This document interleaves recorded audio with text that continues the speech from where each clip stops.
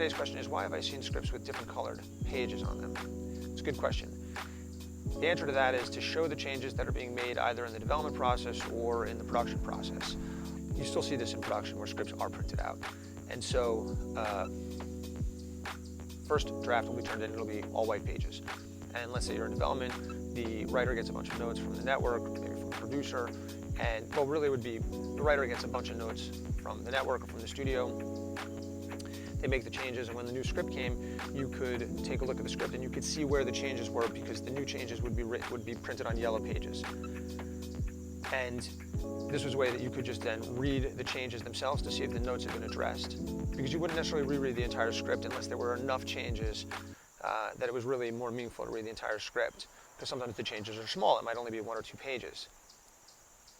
If it turns out there's enough changes, very often you'd see like an entirely, a script printed in an entirely fresh color. But typically what ends up happening is that by the time you get through the development process, you've got a script that has white, yellow, blue, green, pink, and you can kind of track the changes visually, which of course makes sense because this is a visual medium. So that's why scripts have different colored pages and are printed out in different colored pages to note the changes.